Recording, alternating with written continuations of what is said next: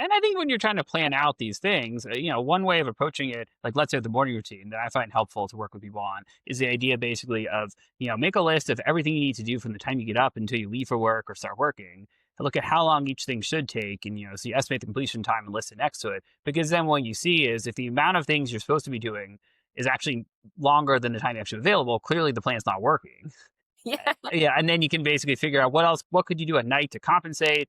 What could you look at doing more efficiently? And sometimes even adjusting the order of things can make a difference, in terms of how many steps you have to take to get back and forth to do different things. Or if you keep getting pulled in multiple directions when you're trying to get ready, being Yeah. able to sort of navigate that piece of it too can be good. So I think, and certainly with kids, that can also impact things a lot, if you're being pulled in a million different directions at once. So like all these different things, if you take that time to take a step back, not to heat the moment of trying to get stuff done, but in general, it allows you to then think through how can I do this more effectively? Yeah, and I think another piece of that is seeing if there's anything on the list that actually isn't necessary. Sometimes that's the case, especially if you're someone who likes to do everything for everyone else, if you're like a natural caretaker, a lot of women fall into this category. Sometimes there's things on that list that you make that can't be done the night before and that actually can be done by someone else in your household. And it would just take a little bit of bravery in asking for that help. So that's another piece that I want to bring up. I want to make sure that, people feel empowered to take things off their plate. Or even like I'll give you an example. Cleaning the house. There is a spectrum of cleanliness to dirtiness that there's many places you can fall on that spectrum with what you prefer in your house. And I think a lot of people who have perfectionist tendencies tend to be really on that top level of I need to do this kind of cleaning every day and this kind of cleaning every week.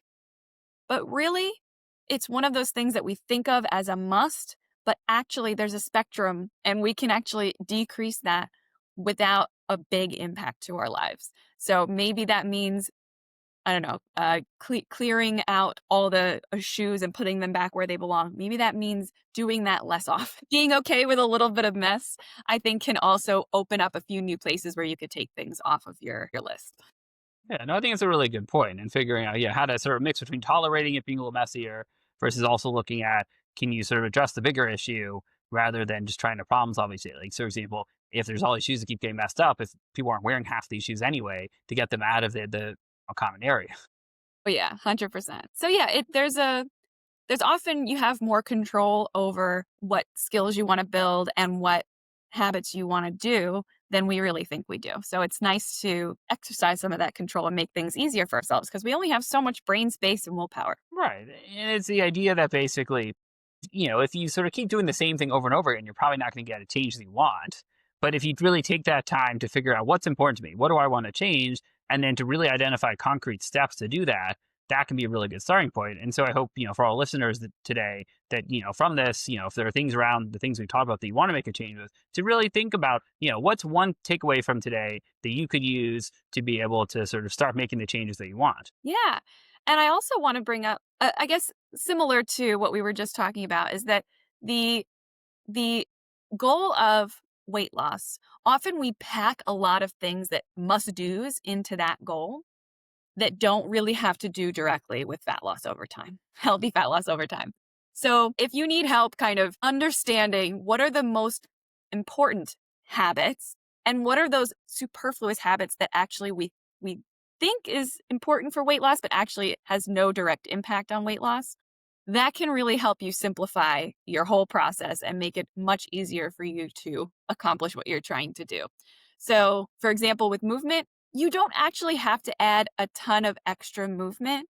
If you're focusing on your food, you can have a bigger impact on your fat loss over time than you would if you focus completely on movement. So, if you heard me, I actually didn't work on movement for 4 months into my weight loss. I did a lot of progress in that time just focusing on the food. So there's just one example of how often it's simpler than we think it is. And there's a lot of superfluous tasks that we can kind of put off or not even focus on and still reach our goal.